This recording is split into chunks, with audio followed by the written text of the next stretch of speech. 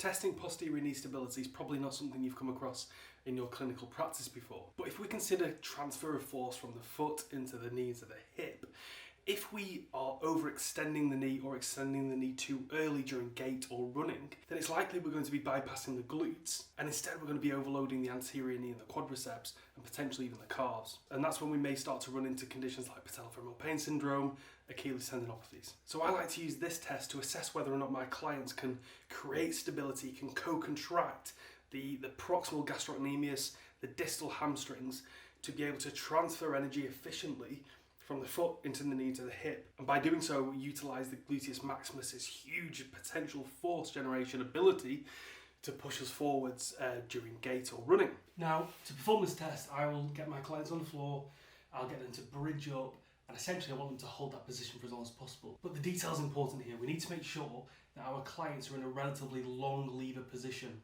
mimicking almost that end range or close to end range knee extension, because we need to make sure that they can control that.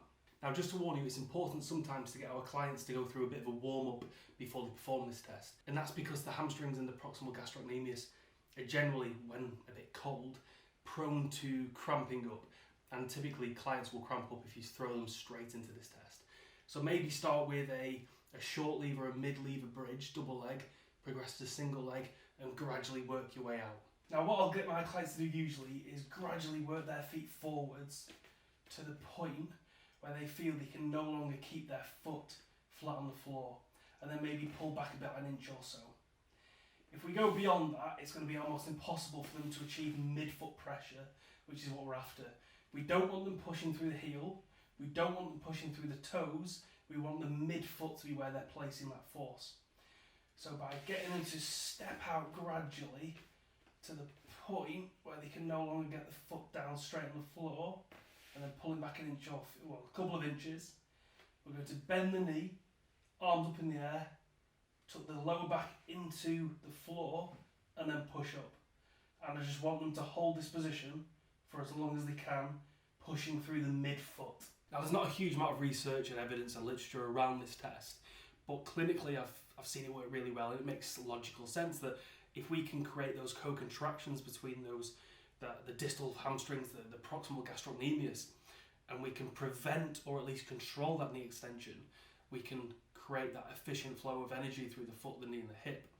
If we can't do that, that's when we start to overload the anterior knee and potentially the Achilles tendon. And what I'm looking for really is around 45 seconds.